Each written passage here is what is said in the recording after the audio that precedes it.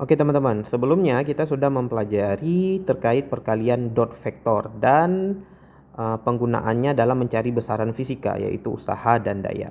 Nah, terkadang perkalian dot vektor ini juga kita bisa gunakan untuk pertanyaan-pertanyaan tertentu dalam soal fisika. Ya, misal, jadi ada penggunaannya gini tuh. Jadi dua vektor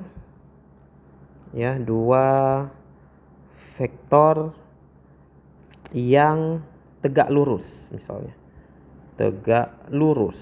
Misalnya vektor A itu akan tegak lurus dengan vektor B. Ya, misal nanti pertanyaan dalam fisika misalnya gini. Misal pertanyaan dalam fisika tuh kayak gini nanti. Contoh aja ya, contoh soal ya. Misalnya kapan ditanyakan ke kita itu kapan kecepatan kedua benda akan tegak lurus. Ya, misal aja nih ya. Atau bisa aja yang lain ya. Pokoknya kecepatan ini kan dia vektor, teman-teman kan. Nah, misalkan ada sebuah benda bergerak dengan kecepatan VA ke kanan. Ya. Kemudian benda yang lain jangan gini lah ya. Arah VA-nya misalnya kemari gitu ya. VA. Kemudian benda yang satu lagi VB arahnya kemari nih. Ya. Nanti suatu saat vektor si A dan si B ini kalau kita ambil ya, misalnya vektor si A kita ambil ya, vektor si A kita ambil, kita taruh di sini, suatu saat dia akan tegak lurus gitu ya. Atau begini aja lah kasusnya. Kasus yang sering itu kasus pada suatu benda yang arah kecepatannya berubah ya. Misal apa ya? Parabola misalnya ya. Suatu benda bergerak parabola, kecepatan awal ke sini, dia kan kecepatannya berubah gini ya. Nah,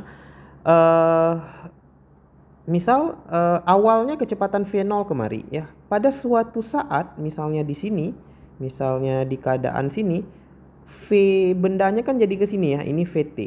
Jadi bisa aja ditanyakan kapan di sini bendanya cuma satu, bukan dua benda ya.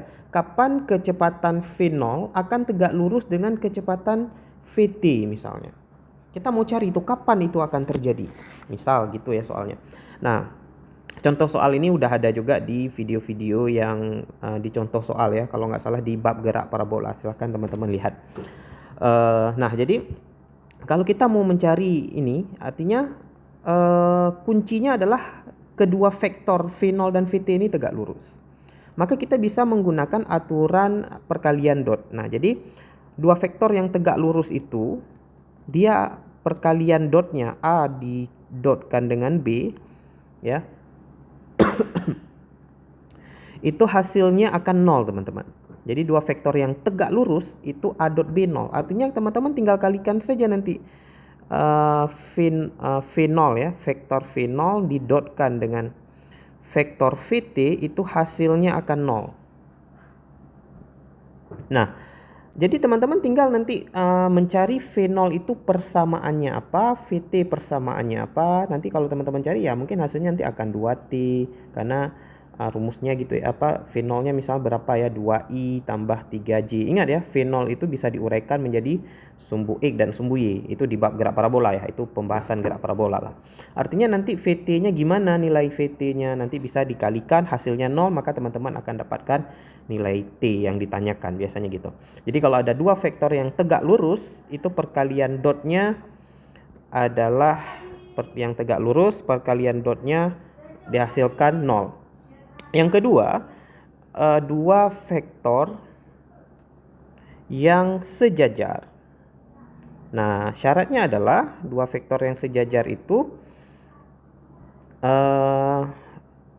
vektor A didotkan dengan vektor B itu hasilnya sama dengan panjang A dikali panjang B. Gitu ya teman-teman. Kenapa nggak ada cos lagi? Karena cosnya udah 0, garisnya sejajar gitu ya. Kalau garisnya sejajar dia cosnya cos 0 atau 180. Jadi tinggal panjang A kali panjang B. Nah, jadi teman-teman harus peka nanti ketika ada suatu soal misalnya tentang pertanyaannya sejajar atau tegak lurus dan besarannya itu vektor ya. Biasanya yang sejajar tegak lurus ya ada garisnya kan. Kalau ada garis pasti vektor kan gitu ya.